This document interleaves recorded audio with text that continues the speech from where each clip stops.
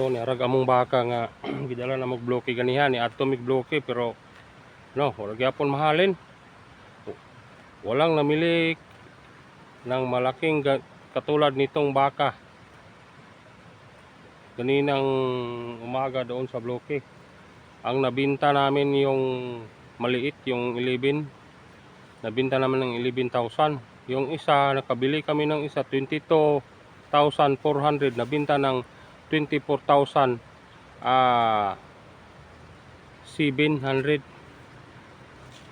Binigyan ko yung mga middleman. So na mayroong na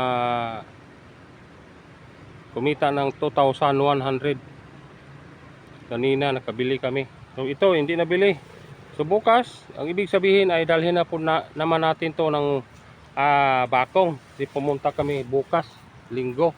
Kita ko sa inyo kung desisyonan lang namin to kung magkano ang tawad doon sa bakong. Ilang desisyonan lang natin to. So ibig sabihin ay walang namili kanina ng mga hayop ng katulad nito. Ang ganito walang namili. Ang ibig sabihin ay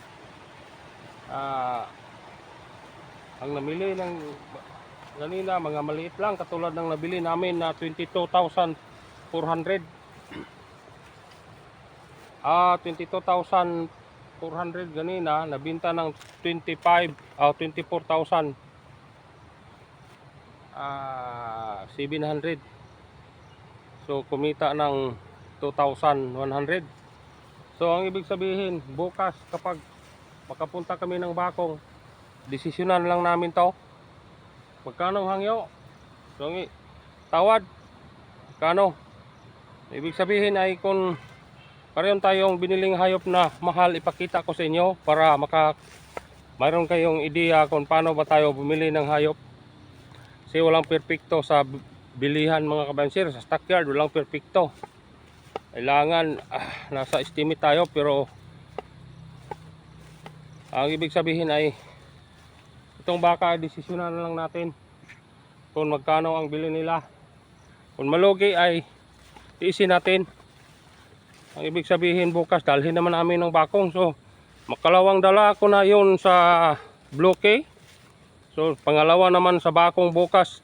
So bukas tingnan natin kung mabinta ba. Ang ibig sabihin ay desisyonan lang namin to bukas kung